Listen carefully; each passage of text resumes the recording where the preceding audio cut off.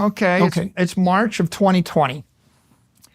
And in March of 2020, Michael Saylor, the CEO, is slaved for a decade, working infinitely hard, working his 2,000 employees infinitely hard to compete against Microsoft and Magnificent Seven and to put growth back into this public company called MSTR.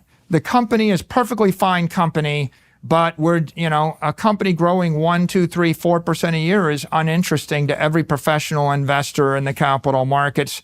And we've tried everything under the sun, and we cannot break free. And our employees are paid in stock options, and the stock's not going anywhere, right? And so I am at a dead end there, very frustrated, my wits end. Mm-hmm. And then Michael Saylor, the individual, occasionally buys some Apple and Amazon stock, and he's made a fortune.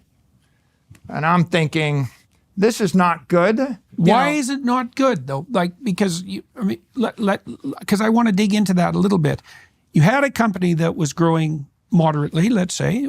It wasn't spectacularly interesting. There were stock problems, but the company is quite functional and it's doing quite well and it does its thing well. And then as an individual, you've made these home run investments. So what is it that's dissatisfying you exactly? What's dissatisfying is to think that you peaked 10 years earlier, you've hit a plateau, and you cannot go any further. I see. So it's a plateaued adventure. Right? We plateaued. We can't break free. What's dissatisfying? And work isn't fixing that. What's dissatisfying is to see the Elon Musks or the Mark Zuckerbergs, of the world have extraordinary success, and you grow up in that generation, and you feel like you hit the wall.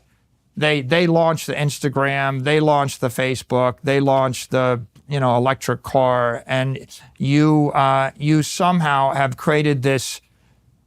It's a successful business, but it's now a low growth business, which is comparable. Why do you think that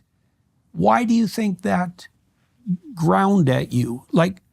Because by many indices, you were multidimensionally successful already. Now, you talked about the fact that the big league leap, so to speak, didn't occur. But why in the world do you think that particularly disturbed you and drove you to seek other avenues of expansion? I just thought, is this all there is? There's got to be more. I wanted to change the world. When you start and you think you can change the world, then you get to some point where you realize you fulfill 2% of the demand of a given niche of the world, which has now become a mature cash cow business, and the world's done with you. Do you have any idea where that ambition came from? It must have come from my mother. When I was, my first job was as a paper boy. And, so I'm delivering papers in Dayton, Ohio, through the bitter cold, the blizzard of 78. And at some point, there's going to be a competition for the best paper boy of the Dayton Daily News. And my mother enters me in the competition. And, she creates this book of entries. I'm the musician. I've got the book collection. I'm the gamer. I'm a this, I'm a that. And I swear she must have thought I was God's gift. And it never occurs to me that being, the number one honor paper boy in Dayton, Ohio, isn't necessarily the pinnacle of achievement. But in her eyes, it was. And she entered me in the competition, and I ended up number 2. She had faith in you? But I thought, she thought I was the greatest person on earth. She's like, you're going to change the world. Freud's mother thought that about him, and he said that it had given him a tremendous advantage. It's really something to have a parent who has unblinking faith in you, especially if they've actually identified those elements of you that are useful. I was a smart guy. I was number one in my class normally, but being number one in your class in a public elementary school in middle Ohio is no statistical justification for thinking someone's going to grow up and change the world. But my mother believed it. She believed in me. She imbued it in me. And for whatever, if your parents think that about you, they program you and it works.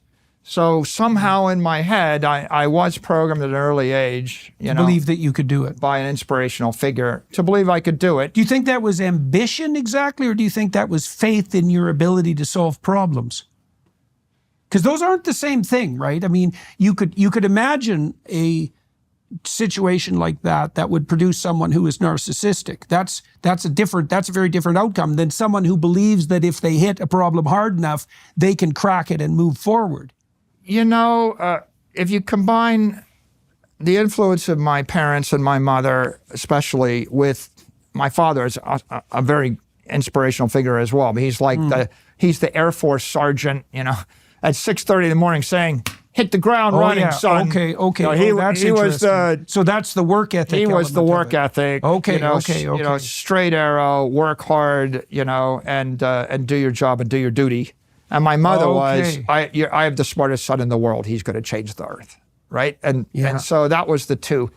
But you know, once I got into reading, you know, if you read Heinlein's, you know, stories, his juvenile stories and his stories are, here's a teenage kid that's going to go to Mars and make peace with the Martians and change the course of human history, right? Or, you know, and you name them, every one of his. So you found that hero mythology in science fiction. All of his figures are inspirational figures, you know? Yeah, right. If you think about the Heinlein ethic, right? It's like self-reliance, resourcefulness, you know. Yeah, well, he was a libertarian too. Very much so. It's like when I know the lefties used to think of Heinlein as a fascist. I remember that. It shocked me. I never realized when I was like 13 that the science fiction I was reading had political implications. I didn't think that, and that's not my takeaway. My takeaway is he says when wherever you're living gets too crowded and there's too many bureaucratic busybodies telling you how to live and how to breathe and what to do, it's time for you to find a new frontier. Go somewhere else. Yeah, right. Go west,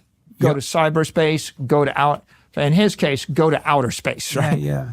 You have to, you know. Well, there are frontiers everywhere, and you found them in the digital world. And something, you know, it's always a struggle, but something good always comes of it, right? In all of his books. And, right. And so you have the inspiration of him as, you know, as kind of a figure, and then you have the inspiration of, you know, your parents in a different way. And then, of course, once you start reading books, right, if you read enough, you're inspired by the lives of human beings that came before you. So I think all of that made me think I was put here to do something. Okay. Right? Okay. And I get to 2020, and I'm frustrated, and it's a very pivotal point in my career. I'm just deciding, am I going to sell this company? Am I going to retire and drift quietly out of history, right? How old are you at this point? 55.